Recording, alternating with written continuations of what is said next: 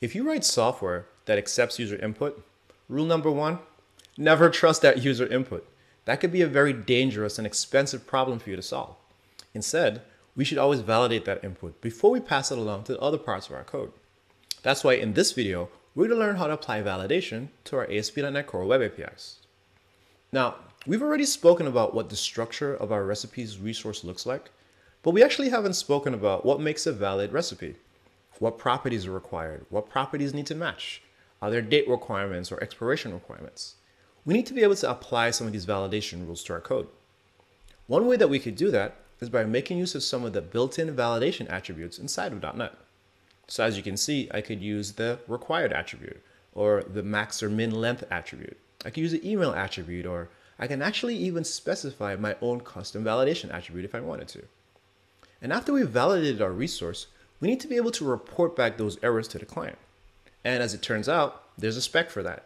It's called problem details, and it's defined in this RFC 7807.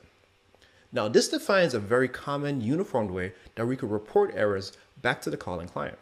And luckily for us, it's already built in and implemented inside of ASP.NET Core, so we don't have any work that we really need to do.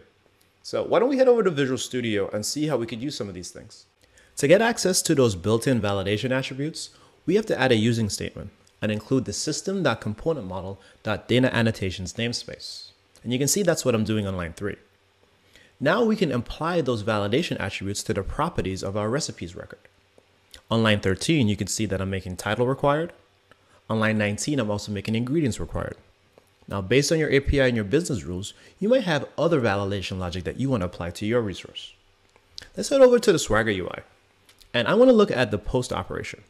If you recall what this does, it accepts input from the user that it's going to use to make a new recipe.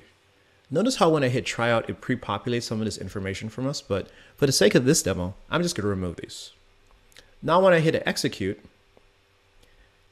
I get a 400 level status code, which means it was a bad request. And if we inspect the request body, I can see some details about those validation errors. Notice it says the title field is required, and ingredients field is also required. The format this is returned to us is based on that problem detail specification.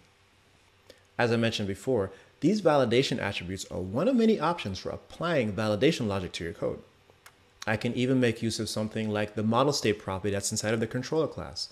I can implement iValidatable object, or I can even make use of some of the open source frameworks that apply validation. Now stay tuned, because in the next video, we're going to learn how we can update resources using JSON Patch.